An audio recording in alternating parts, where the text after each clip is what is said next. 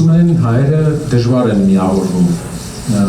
փորձենք այսօր ապացուցել հակառակը։ Նոր դարաշրջան ու միավորված հայեր կուսակցությունները գալիք ընտրություններին կմասնակցեն ուժեղ Հայաստան Սամվել Կարապետյանի հետ դաշինքով։ Քաղաքական այս ուժերը նորաստեղծ են։ Նրանց ղեկավարները Սամվել Կարապետյանի հետ միավորվելու որոշումը հիմնավորում են երկրում արմատական փոփոխություններ իրականացնելու անհրաժեշտությամբ։ Ուժեղ Հայաստան կուսակցության խորհրդի անդամ Նարեկ Կարապետյանի խոսքով դաշինքի ստեղծման հիմք է հանդիսացել ժողովրդի զգալի մասի պահանջը։ Սամվել Կարապետյանի գլխավորած ուժեղ Հայաստան դաշինք ունի հստակ նպատակ համախմբել երկիրը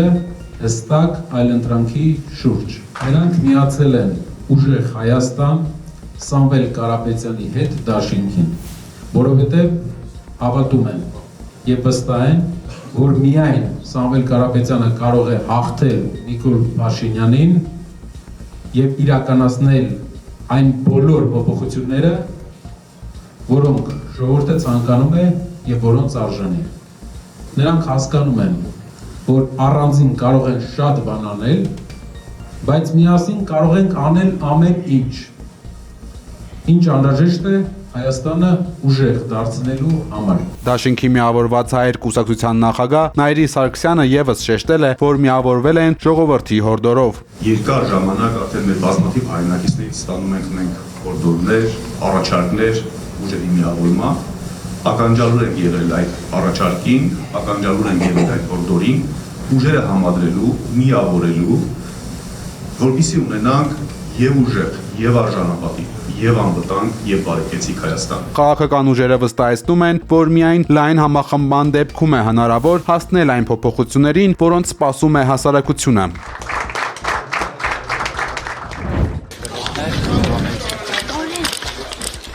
Նիկոլ Փաշինյանի հետ միջադեպից հետո Սուրբ Աննա եկեղեցուց բերման ենթարկված երկու անչափահաս եղբայրներից մեկը Միքայել Մինասյանը գրավի դիմաց ազատ է արձակվել։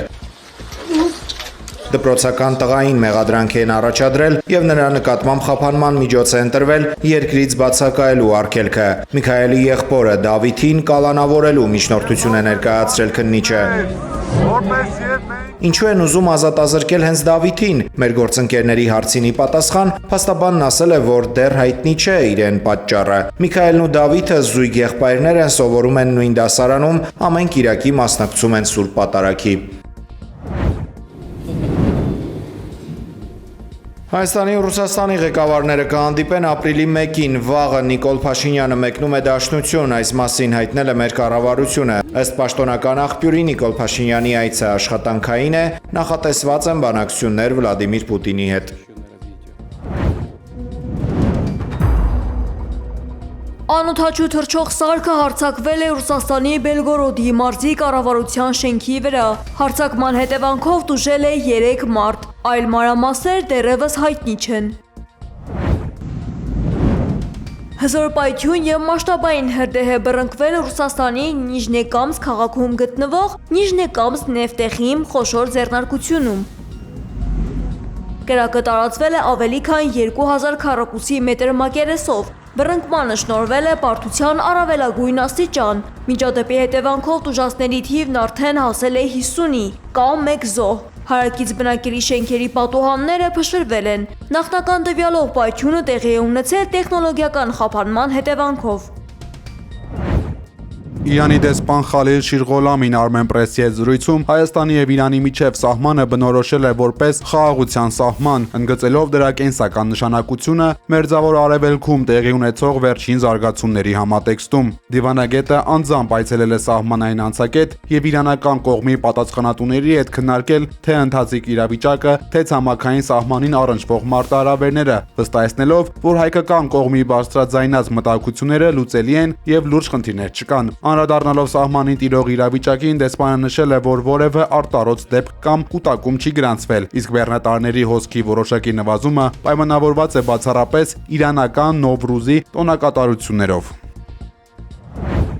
Axios-ի հաղորդմամբ Դոնալդ Թրամփը սպառնացել է ոչնչացնել Իրանի ծովաջուրը մաքրող կայանները, Թեհրանի նոր համաձայնագրի պարտադրելու նպատակով։ Իրանի դեմ պատերազմի երկրորդ ամսում Վաշինգտոնն այսպես փորձում է ստիպել Թեհրանին գնալ զիջումների։ Այս կայանի կործանումը միլիոնավոր խաղաղ բնակիչների կզրկի խմելու ջրի միակ աղբյուրից։ Հիթեքսետն արդեն չեղարկել է զինվորականների համար նախատեսված բոլոր զսպող կանոնները։ Միջազգային իրավունքն արգելում է հարվածել ջրի պաշարներին, սակայն Սպիտակ տունն այդ նորմերը հնացած է համարում։ Մինապ քաղաքի աղջիկների դպրոցի ռմբակոծությունը փաստել է, որ խաղաղ բնակչության անվտանգությունն այլևս առաջնահերթություն չէ։ Վերլուծաբանների կարծիքով Թրամփի վարչակազմն այժմ բացահայտորեն առաջնորդվում է ուժնեծնում իրավունք սկզբունքով։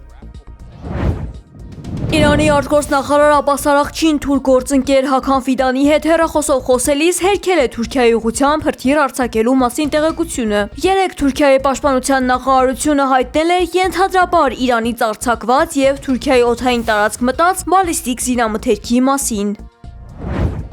President Trump and boots on the ground. Առաջիկա օրերը վճռորոշ կլինեն եւ Իրանը գիտի այդ մասին, հայտարարել է Պենտագոնի ղեկավարը։ Նրանք գրեթե ոչինչ չեն կարող անել ռազմական առումով, շեշտել է պատերազմի նախարարը։ Հեքսեթը նշել է, որ իրենք հստակ գիտեն, թե ինչ են անում Ռուսաստանն ու Չինաստանը եւ որ դրանով արդեն զբաղվում են։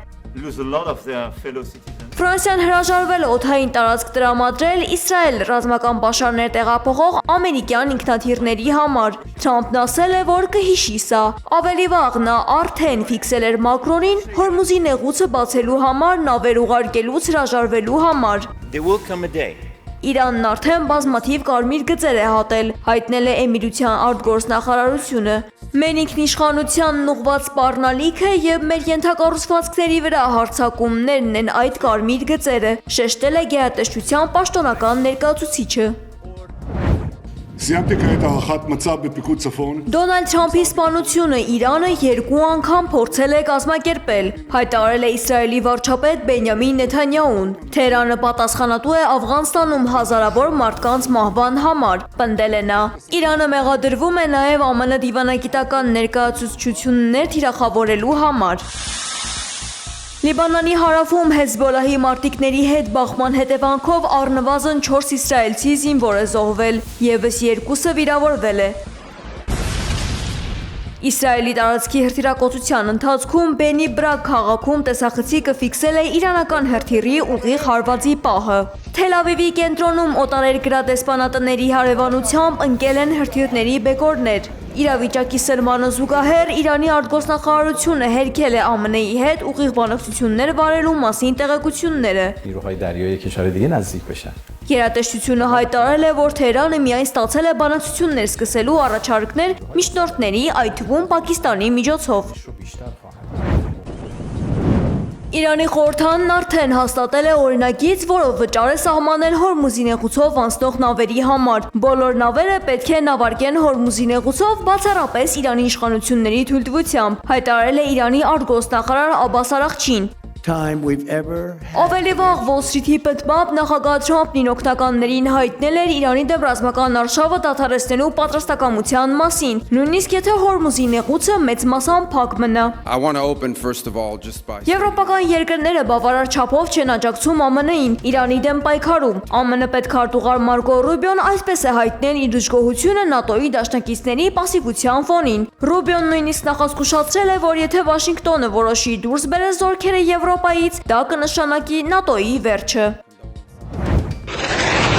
Իսրայել-Կացը հայտարարել է Լիբանանում իրականացվող գործողությունների հեռահար նպատակների մասին։ Իսրայելը ծրագրում է հարավային Լիբանանում մինչև Լիտանի գետի ընկած հատվածում ստեղծել անվտանգության մշտական գոտի։ Իսրայելական բանակը վերահսկելու է ռազմավարական բոլոր կամուրջները եւ իսպառ վերացնելու է Հեզբոլայի զինված ներկայությունը։ Այս ծրագիրը ենթադրում է սահմանամերձ բնակավայրերի հիմնահատակ կործանում, Գազայի հատվածի արդեն կիրառված մեթոդներով։